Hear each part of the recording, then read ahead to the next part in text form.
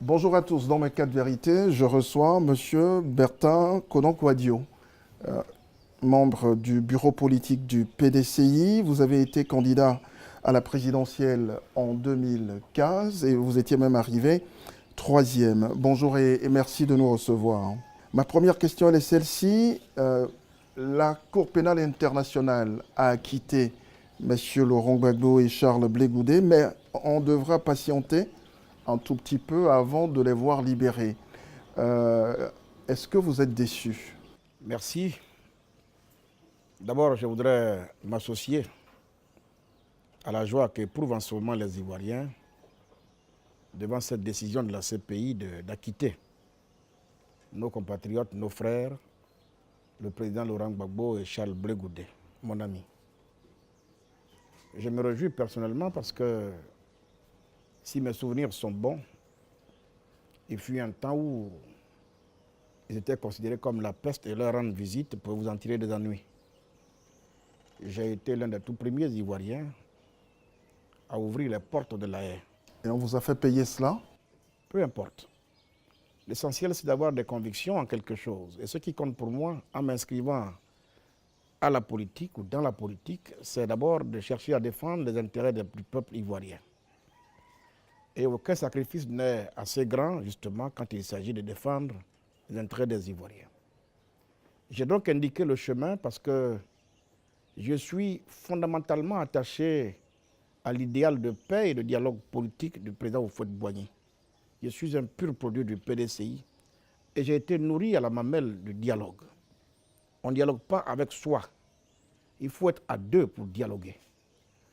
Traditionnellement, le FPI, c'est le parti créé pour s'opposer au PDCI-RDA. Et même vous-même, vous aviez combattu Laurent Gbagbo. Bien entendu, dans ce rôle-là, donc, pour l'animer, donc, le multipartisme de la démocratie, j'ai été amené pendant 13 ans, en tant que président des jeunes du PDCI-RDA, à jouer ma partition face au FPI. Et c'est un passé que j'assume. Et au point de souhaiter la CPI à Laurent Gbagbo à l'époque. À un moment donné, quand on est convaincu qu'un acte peut vous conduire à ceci, eh bien, on peut peut-être le souhaiter, mais comme je l'ai dit, il y a un temps pour se battre, il y a un temps pour se réconcilier. Et donc, en 2010, il y a eu cette grave crise post-électorale qui a donc conduit le président Laurent Gbagbo, n'est-ce pas, à la haie et avec lui Charles Blé Goudé. Il faut bien comprendre ma démarche. J'estime que nous n'aurions jamais dû faire la guerre, que nous aurions dû procéder tout de suite, immédiatement, depuis 2000, à dialoguer. Dialoguer et pourtant, pour trouver des solutions aux problèmes qui sont les nôtres. Il y a eu des moments de dialogue quand même. Ouais. Ben, si on a fini par faire la guerre, c'est qu'on n'a pas suffisamment dialogué. Et pourtant, tôt ou tard, nous devons recourir au dialogue.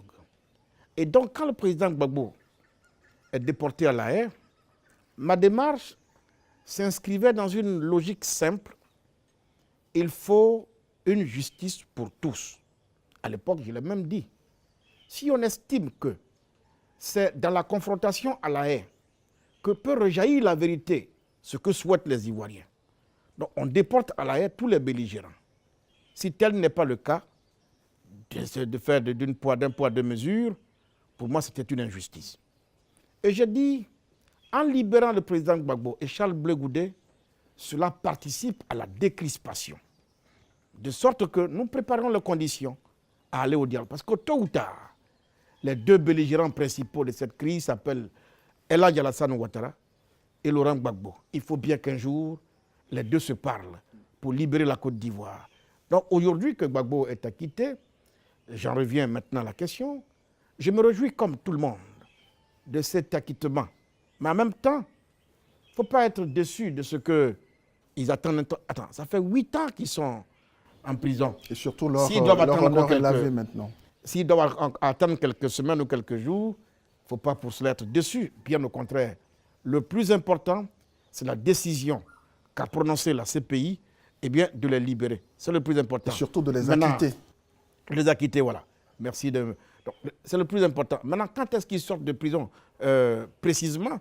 Ça, c'est un autre débat pour lequel on n'a pas à s'angoisser ou à regretter quoi que ce soit. Bien au contraire. L'essentiel, donc, c'est que leur honneur soit réhabilité.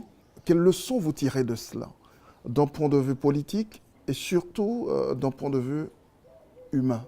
C'est toujours et forcément une bonne chose que d'avoir un frère en liberté.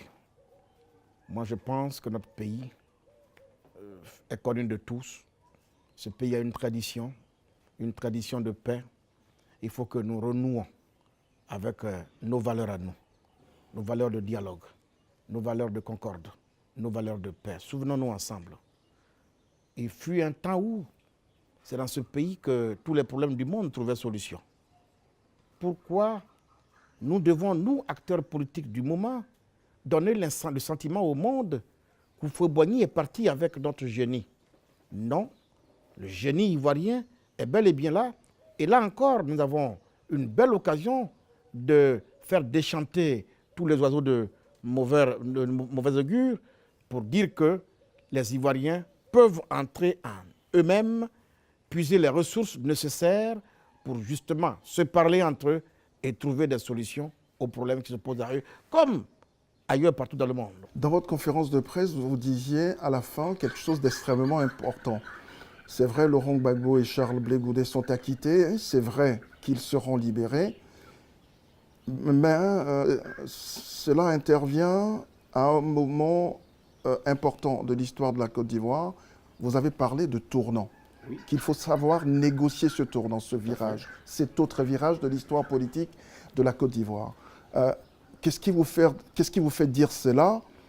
Et deux, comment est-ce que ce virage devrait être négocié? Écoutez, Gbagbo n'est pas allé en villégiature.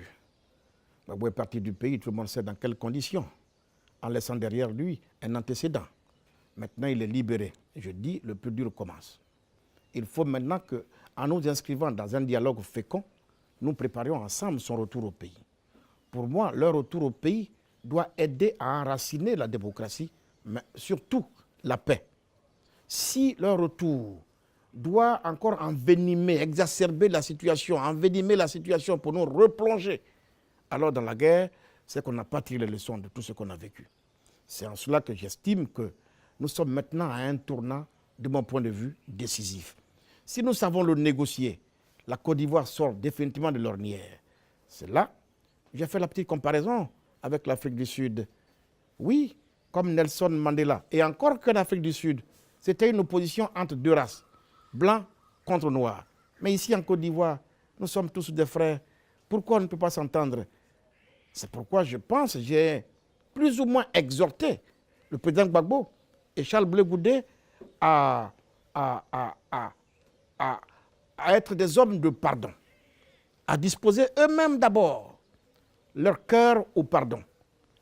Ils doivent revenir dans cet esprit-là. Et qu'ici aussi, ceux qui sont là, les autorités du moment, puissent eux aussi disposer leur cœur également au pardon.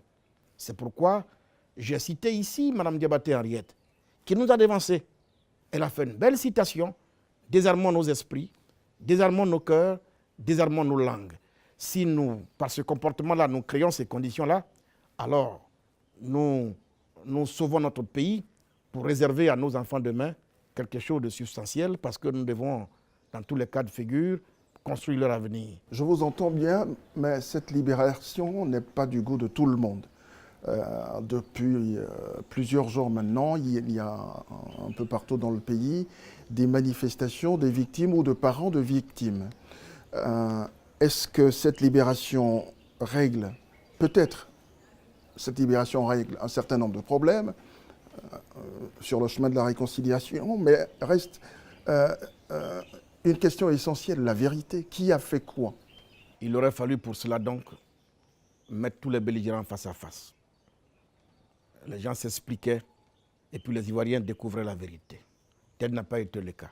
Dans tous les cas, je comprends qu'il y ait des Ivoiriens qui estiment ou qui tiennent Gbagbo pour responsable de leur situation, de leur malheur. Donc le libérer, eh bien, j'imagine leur douleur. Dans tous les cas, je m'adresse à l'ensemble des Ivoiriens. Nous avons fait cette guerre stupide. cette guerre absurde. Il y a eu beaucoup de morts, c'est vrai. Mais que font les vivants? Que font les vivants? Les vivants doivent vivre, donner une chance à leur pays pour demain. Ça ne peut se faire que dans le pardon. Ça ne peut se faire que dans la réconciliation. Ça veut dire que de part et d'autre, tout le monde doit apprendre à pardonner. On ne va pas ressasser le passé tout le temps. Ça fait mal, je comprends. Dans ces cas-là, on n'aurait jamais dû faire la guerre. Nous l'avons fait. C'est pourquoi on dit, le plus dur n'est pas de faire la guerre. Le plus dur n'est pas de tuer. Quand vous avez fait la guerre, vous avez tué. Et les survivants doivent revivre ensemble. C'est là le plus dur. Nous sommes face à cette situation aujourd'hui. Je comprends donc tous ceux qui manifestent, mais je leur dis, si nous voulons donner une chance à notre pays de se relever demain avec tous ses enfants, sans exclusion aucune, nous sommes obligés de passer par là. Ça fait peut-être mal, mais il faut l'accepter. Allons au pardon. Voyez-vous Laurent Gbagbo, une fois de retour au pays, le voyez-vous encore en politique? Nous sommes dans un pays de liberté. Et donc, il a des droits, comme tout citoyen. Et il doit jouir de ses droits. Je ne peux pas prédire ici et maintenant qu'il fera la politique ou non. Mais nous sommes dans un pays de droit et chacun doit jouir de sa liberté et de ses droits. Nous allons évoquer quelques questions liées au RHDP que vous connaissez un peu trop bien. Le 26 prochain, le RHDP Parti Unifié sera porté sur les fonds baptismaux. Le PDCI du président Bédié aujourd'hui est le premier parti de l'opposition, en tout cas en Côte d'Ivoire. Donc le PDCI ne se sent pas concerné par la naissance de ce parti unifié. Déjà, sur le principe de la création même de ce parti unifié, j'aimerais bien avoir votre lecture des choses. Ma lecture des choses est connue de tous les Ivoiriens. Je ne suis pas un homme politique qui parle et qui se dédie. Et ma parole ne me rattrape jamais. J'ai été clair, s'il y a eu bien, eh bien, des divisions entre le président Bédié et moi, c'est bien parce que j'ai été le premier à le dire tout haut que je ne souhaite pas voir mourir le PDCI-RDA. Si la création du parti unifié doit signifier la mort des partis, comme le RDA ou le PDCI-RDA, je ne me sens pas concerné. Je l'ai dit, je vais être cohérent. Il faut quand même qu'en politique, nous ayons quand même une ligne qui est la cohérence dans ce que nous faisons. Moi, je vais être cohérent, je vais avoir une ligne claire. Le PDCI-RDA, c'est l'instrument politique de Félix Houphouët-Boigny. Je ne peux pas me réclamer d'Houphouët et puis travailler à la mort de l'instrument politique par lequel il a libéré le peuple ivoirien du joug colonial, du travail forcé. Ça, il est hors de question. Je l'ai déjà signifié. Mais en même temps, dans ce même PDCI, on m'a appris une chose, c'est le dialogue. Si je demande que M. Gbagbo et M. Ouattara dialoguent, je ne peux pas être contre le dialogue entre M. Bédié et M. Ouattara non plus. D'ailleurs, le dernier congrès extraordinaire du PDCI-RDA a pondu des résolutions. Que disent ces résolutions? Nous sortons du RHDP unifié, mais mandat est donné au président Bédié maintenir le dialogue avec Alassane Ouattara. C'est quoi le problème entre ces deux? Mais aujourd'hui, le dialogue est rompu. Non, le dialogue. Un bon militant du PDCI-RDA ne peut pas rompre le dialogue. Ce qui oppose en réalité M. Bédié à M. Ouattara, c'est une affaire de candidature. Ils ont fait leur tontine en 2015. Ils avaient peut-être convenu qu'en 2020, ce serait le tour de M. Bédié. C'est là-dessus qu'ils ne s'entendent pas. Mais s'ils ne discutent pas, qu'ils ne dialoguent pas, comment peut-ils s'entendre? Comment peut-ils s'entendre? Donc vous appelez à un dialogue? Je dis, le PDCI peut exister, peut être un parti autonome, libre, et puis le dialogue peut continuer entre acteurs politiques. J'appelle le dialogue entre tous les acteurs. Je ne peux pas donc condamner le dialogue entre M. Bédié et M. Ouattara. On nous a toujours dit, depuis 2005, que quand les présidents Bédié et Ouattara s'entendent, tout va bien pour la Côte d'Ivoire. Maintenant qu'ils ne s'entendent plus, est-ce que vous redoutez des jours sombres pour la Côte d'Ivoire, comme certains? Je l'ai dit d'entrée de jeu, je le redis, je ne suis pas surpris de ce qui leur arrive.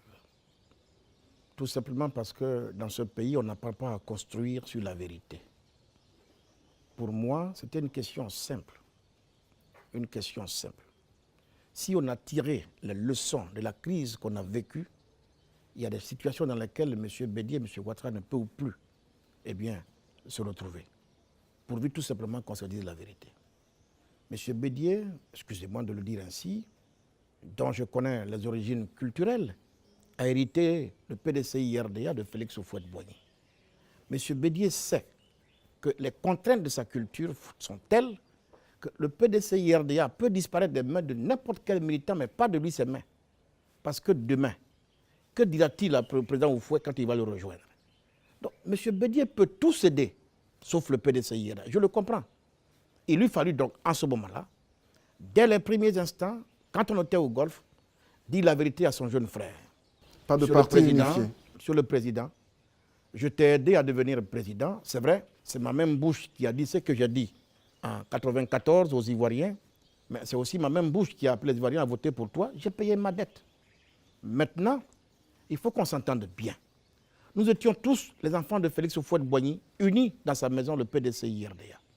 Mon souhait, c'est que nous revenions dans la maison du Père pour entretenir à nouveau notre fraternité. Mais malheureusement, ou bien contre toute attente, c'est le président Bédié lui-même qui est devenu le chantre du parti unifié. Allant jusqu'à dire, à le baptiser PDCI-RDR, oubliant qu'à l'intérieur se trouve l'UDPCI et le MFA. Tout à fait. J'ai suivi cette séquence avec beaucoup de peine. On allait dans... Donc finalement, il a mis dans la tête du président Ouattara que c'était possible d'aller au parti unifié.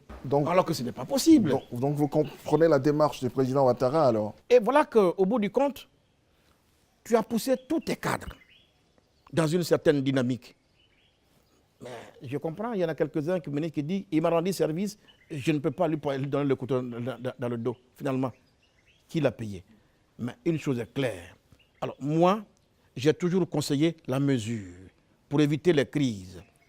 Je constate ceci, que dans le passé, M. Bédié lui-même avait inventé un concept, l'ivoirité. Galvaudé, ça a donné ce que ça a donné. Quand ils ont senti le besoin d'aller à la paix, Bédié a renoncé au concept d'ivoirité. Aujourd'hui, il y a un petit concept qui est en train de pourrir leur vie, c'est le mot unifié. Si à ce congrès du 26 janvier, nos frères du RDR, du RHDP, observent le bon ton, comme Robert Gueye l'a conseillé à un moment donné, et qu'on ne va pas finalement à l'unification, et que les partis demeurent, parce que selon ce que j'apprends, c'est que le RDF ne peut pas disparaître, le DPCI ne peut pas disparaître, donc finalement, on revient à la case de départ. Pourquoi on a fait tout ce détour? Pourquoi toute cette cacophonie? Pourquoi ces agressivités de part et d'autre? Pour rien. Je dis, le seul et vrai problème entre M. Bédié et M. Ouattara, c'est qui doit être le candidat en 2020. Ils ne peuvent trouver solution à ça que s'ils s'asseyent et s'ils discutent. Et donc c'est comme ça vous expliquez la logique de leur divorce? Bien sûr, c'est aussi clair que ça. C'est aussi clair que ça. Aujourd'hui, vos rapports avec le président Bédié, où en sont-ils? Ils sont bons. Mais quand il vous entend parler comme ça, il ne doit pas être très content de vous. Il reste égal à moi-même. Un éternel électron libre au sein d'une machine. Je me retrouve PDCI, en fin de cycle à l'université, je me retrouve étudiant en fin de cycle face à un coup d'État militaire qui renverse le régime du PDCI-RDA incarné par le président Bédié. Et puis je vais à la maison du PDCI-RDA, tous les barons du PDCI réunis disent il faut se débarrasser du président Bédié, il faut qu'il meure en exil, il ne doit plus revenir ici. Et parmi eux, suivez mon regard, ceux qui jouent les braves aujourd'hui. Si j'avais été un homme sage, si j'avais été un militant discipliné, docile, pour suivre la direction prise par l'ensemble des aînés, peut-être modestement, on n'en serait pas là aujourd'hui. En un mot, il faut être capable de dire la vérité quand il faut dire la vérité. Il faut être capable de dire oui quand c'est oui et non quand c'est non. Et croyez-moi, tout ce que je le fais, le président Bédié est le premier à le savoir, je le fais dans l'intérêt du PDCI, donc c'est dans son intérêt. Moi, je ne peux pas appartenir à ceux qui viennent chaque matin lui dire que c'est rouge quand c'est blanc, et puis après le laisser quand il ne faut pas le laisser. Supporteriez-vous qu'il soit candidat en 2020? C'est un autre débat. J'insiste sur la question, puisqu'on est en train d'échanger, de parler de politique, de parler du PDCI, de parler du président Henri Konan Bédié. Est-ce que vous supporteriez qu'il soit candidat en 2020? Puisqu'il passera selon les règles qui sont les nôtres au PDCI RDA, devant les militants à la Convention, tous ceux qui ont une ambition passeront à la Convention et puis les militants vont décider. Vous passerez à la Convention? Pour l'instant, il est trop tôt de le dire. Vous y pensez quand même? Moi, je suis un soldat, ça au moins, tout le monde l'admet, parfois peut-être égaré, mais il reste un soldat éclairé. Je suis prêt à n'importe quel service que le parti me demandera. Il y a beaucoup de personnalités dont les noms circulent quant à une éventuelle candidature, ou tout au moins candidature à la candidature, si jamais des primaires devraient être organisées. On parle de Jean-Louis Billon. C'est intéressant, non? Et qui d'autre encore? Peut-être le secrétaire exécutif, M. Guy Kaouye. Vous dites beaucoup de noms et vous limitez à un seul nom. Non, mais je dis, bon, j'en donne comme ça. Oui, beaucoup. Un, c'est pas beaucoup. Donc dites-moi qu'il y a un nom qui circule. Il y en a plusieurs qui circulent. Voilà, mais c'est normal. Dans le vôtre? Un parti comme le PDCI qui a plus de 70 ans de vie, s'il ne peut pas avoir beaucoup de cadres capables d'assumer ses fonctions de président, ce serait à désespérer Doufoué, qui a fait pourtant la politique pour au moins 3 générations. Quelle est votre réflexion quant à cette plateforme qu'appelle le président Bédié de tous ses voeux, une plateforme qui réunirait, façon RHDP, un certain nombre de partis politiques de l'opposition, mais aussi de mouvements de la société civile? C'est bien le discours, mais j'attends les actes qui vont suivre ces discours. Donc je suis un observateur, j'attends les actes. L'idée de cette plateforme, est-ce qu'elle vous plaît ou pas? Je dis c'est bien, tout ce qui remet les Ivoiriens ensemble est une bonne chose. Tout ce qui met les Ivoiriens ensemble est une bonne chose. Pourvu que ça ne soit pas dans l'optique d'aller faire la guerre, tout ce qui nous met ensemble est une bonne chose. Maintenant, le dire, c'est un fait. Maintenant, les actes qui le mettent en application, il faut attendre de voir. Face au RHDP qui s'unifie, qui se constitue en parti politique, cette plateforme ce serait quand même pertinent, non? Est-ce que c'est ça qu'on n'a pas encore vu dans ce pays?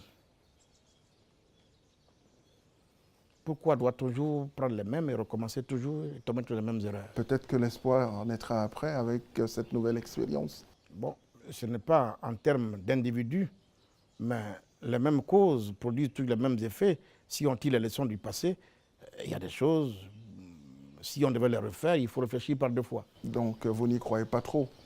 Je dis, une chose c'est les paroles, la deuxième c'est les actes, moi j'observe. Est-ce que entre le président Gbagbo et le président Henri Konan Bédié, on peut rêver d'un front commun face au président Ouattara? C'est vous-même qui parlez de rêve. Non. Moi, je dois au moins dire que ces dernières années, j'ai été un peu plus proche, très proche du président Gbagbo. Et je ne suis pas resté non plus loin du président Henri Konan Bédié. Que les deux s'entendent, ça pose problème. Mon souhait, c'est que nous tous, on puisse se parler. Mon souhait, c'est que nous puissions nous entendre tous. C'est mon souhait. Ce PDCI-là, aujourd'hui, peut-il conquérir le pouvoir en 2020? Si oui, comment? En faisant quoi? Ça fait un moment que je ne suis pas au fait de la gestion quotidienne du parti. Donc je ne peux pas avoir, je veux dire, la bonne appréciation. La bonne appréciation, pour l'instant. Donc je ne peux pas vous répondre à cette question avec exactitude. Il y a beaucoup de cadres importants qui ont quitté le parti. Il y en a qui disent on est de l'autre côté du RHDP, mais on ne quitte pas, on continue d'être PDCI. Il y a des mouvements, des tendances qui sont nés.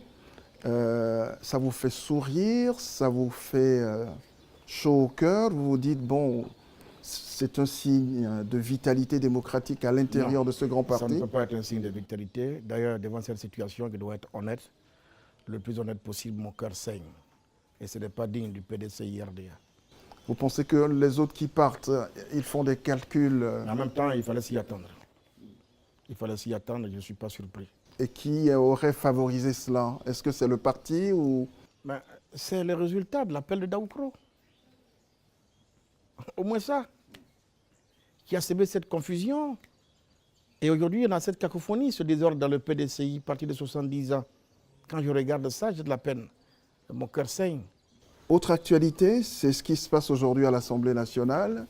On a 2 députés qui sont poursuivis par la loi. Alain Loboyon, que vous connaissez très bien, est aujourd'hui en prison.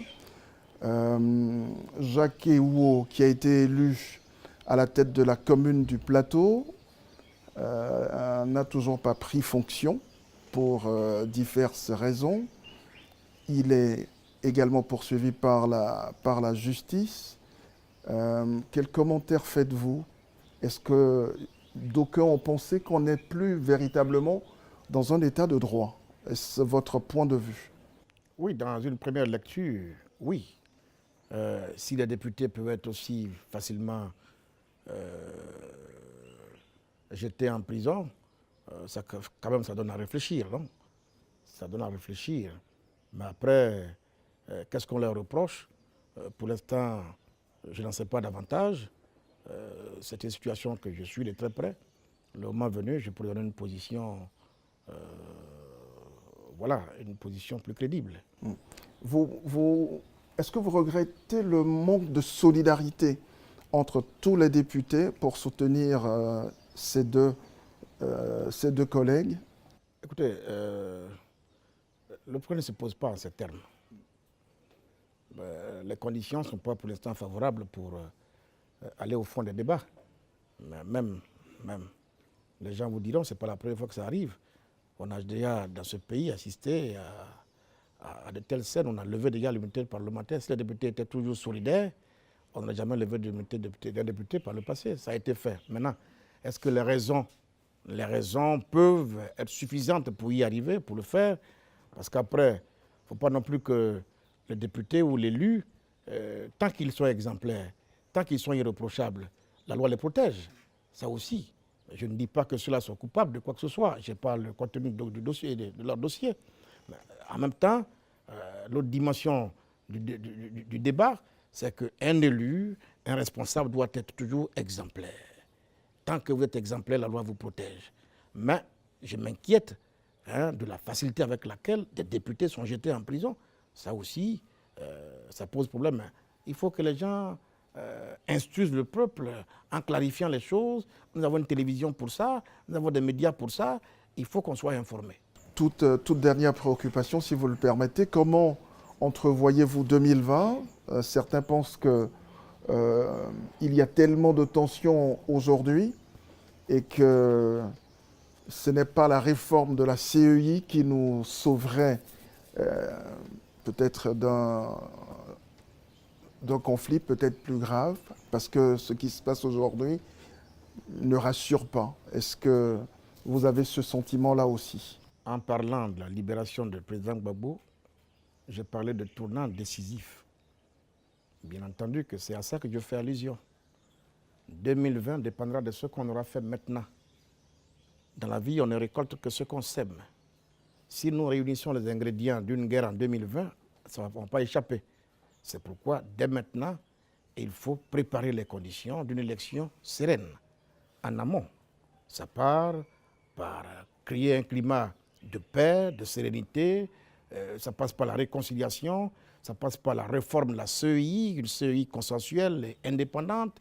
Ce sont les éléments à mettre en place, à réunir. Si on ne les réunit pas, on ne peut pas faire de miracle en 2020. Je parle de tournant décisif, bien négocié. 2020, on va chanter, on va danser. Mal négocié, je crains que, on retombe encore dans les travers. Mais après, même mon parti, le PDCI, RDA, je le dis et je le redis, une victoire à une élection présidentielle, ça se prépare, ça se conçoit avec un individu. Certes, il y a le parti derrière, mais on dit l'élection présidentielle, c'est la rencontre entre un peuple et un individu. Mais si on ne connaît pas cet individu, on ne connaît pas ses qualités, comment on le vend au peuple? Comment on prépare sa victoire? Avec quelle stratégie on avance vers une victoire? Nous sommes pour l'instant dans le flou, on navigue à vue. Vous voyez donc qu'il est difficile de prévoir quelque chose pour 2020. Et pourtant 2020 est devant nous. Je vous remercie et très bonne journée. C'est moi qui vous remercie.